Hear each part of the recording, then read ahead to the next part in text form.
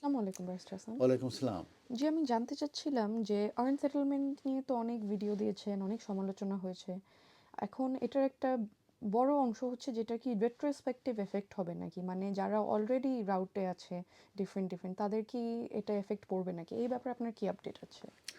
এই ব্যাপারে আপডেট যেটা আমি বলবো যে মূলত এই যে qualifying period for settlement from 5 years to 10 years baseline করা এবং এটা ইমপ্লিকেশন কবে হবে সেটা একটি কোশ্চেন, এবং সেকেন্ড কোশ্চেন হচ্ছে যে এটা রেট্রোস্পেক্টিভ ইফেক্ট হবে কি না।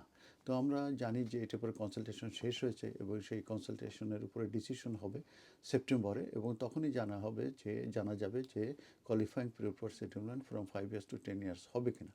সেকেন্ড যে কোশ্চেনটা সবার মনে আছে যে যারা 2021 থেকে প্রায় মোর দ্যান 2 মিলিয়ন পিপুল এসেছে এই যে স্কিল ওয়ার্কারে, সেই যে যখন এটা ইমপ্লিকেশন যদি হয় সেপ্টেম্বর থেকে, তাহলে এটা রেট্রোস্পেক্টিভের যেটা পিছনে যারা অলরেডি এসে গেছে তাদের উপর এটা কার্যকরী হবে কি না। এক্ষেত্রে হোম অফিস কিংবা গভর্নমেন্টের যে ভিউ, কিংবা আমাদের যে হোম সেক্রেটারি আছে শাবানা মাহমুদ, উনি খুবই ডিটারমাইন্ড যে এটা রেট্রোস্পেক্টিভ ইফেক্ট দিতে হবে, এবং উনি বলতে চাচ্ছেন যে যারা সেটেলমেন্ট পায় নাই তারা ছাড়া আর সবার ক্ষেত্রে এটা কার্যকরী হবে। কিন্তু আমি বিভিন্ন রিসার্চে আমি দেখেছি, বিশেষ করে 100 এমপি 100 এমপি তারা কিন্তু সিগনেচার করেছে, এবং তারা কিন্তু এটার ব্যাপারে কিন্তু লেটার লিখেছে যে এটা আসলে করা সঠিক হবে না। কারণ হচ্ছে যে যারা অলরেডি চলে এসেছে তারা কিন্তু তাদের লেজিটিমেট এক্সপেকটেশন হচ্ছে যে তারা 5 ইয়ার্স পরে যায় তারা কিন্তু সেটেলমেন্ট পাবে। অতএব যখন তারা এই স্কিল ওয়ার্কারে কিংবা অন্যান্য বিষয়ে যে এসেছে, তখন তাদের তো 5 ইয়ার্স একটা লেজিটিমেট এক্সপেকটেশন আছে। অতএব যদি এটা তাদের উপরে জোর করে চাপিয়ে দেওয়া হয়, সেক্ষেত্রে কিন্তু এটা ইনজাস্টিস হবে এবং এটা হওয়া উচিত হবে না। এবং এটার কনসিকুয়েন্স হিসাবে কিন্তু বিভিন্ন অর্গানাইজেশন, ইভেন আমাদের এমপিরা কিন্তু বলছে যে যেসব ছেলেমেয়েরা এখানে জন্ম নেবে এই সময়ে, কিংবা যেসব ছেলেমেয়েরা প্রায় অ্যাডাল্ট হওয়ার মধ্যে আছে, তো এই 10 ইয়ার্স পর্যন্ত যদি তাদেরকে ক্যারি করতে হয় বাচ্চাগুলোকে, তাহলে কিন্তু তাদের যে এডুকেশনের উপরে কিন্তু নেগেটিভ একটা ইমফ্যাক্ট করতে পারে। সেটা কীভাবে? যারা হয়তো এ লেভেল কমপ্লিট করে ইউনিভার্সিটিতে যাবে, সেই ক্ষেত্রে কিন্তু তারা সেটেলমেন্ট না হওয়া পর্যন্ত কিন্তু তারা এই যে স্টুডেন্ট ফিনান্স এটা কিন্তু তারা পাবে না। তো স্টুডেন্ট ফিনান্স না পেলে তারা কিন্তু হায়ার এডুকেশনে যেতে পারছে না।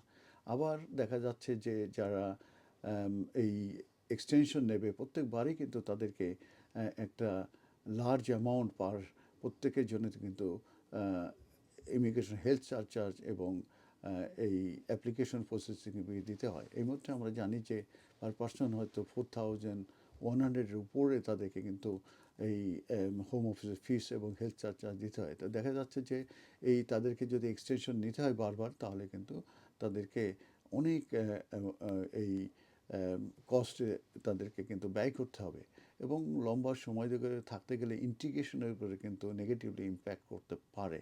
তো যে কারণে কিন্তু এমপি কিংবা অন্যান্য যেসব অর্গানাইজেশন আছে তারা বলছে যে এটা রেট্রোসিভ ইফেক্ট একবারই করা উচিত হবে না। এছাড়া আমি রিসার্চ করে দেখেছি যে রেট্রোসিভ ইফেক্ট এটা খুবই খুবই ওয়ার্স হবে, খারাপ হবে, এবং এটা যারা নতুনদের জন্য যেটা করা হবে সেটাও কিন্তু এটা ভেরি নেগেটিভ হবে, এবং এটাও সঠিক হবে না। তো এই আলোচনা সমালোচনা এগুলো সবই চলছে, এবং এবং আমি রিসার্চ করে দেখতে পেয়েছি এটার ইমপ্লিকেশন কিন্তু খুব একটা ভালো কোনো ইম্প্যাক্ট করবে না এই ইউকে সোসাইটি কিংবা সব ব্যাপারে। তারা যেটা বলতে চাচ্ছে যে কয়েক বিলিয়ন তারা সেভ করবে, এবং যে আমি যেটা বলেছি যে টু টু 2 মিলিয়নের বেশি যারা 21-এর পরে এসেছে, যারা 1.4 মিলিয়ন পিপুল, তারা হয়তো বা এই সেটেলমেন্ট পাবে আগামী 2 বছরের ভিতরে, তারা হয়তো বেনিফিটে যাবে, সেটা হয়তো নেগেটিভলি ইম্প্যাক্ট করবে।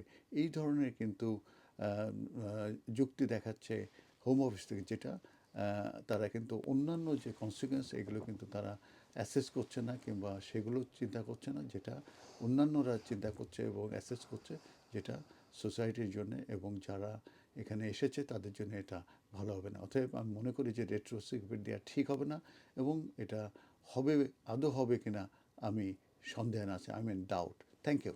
Thank you barrister Hasan.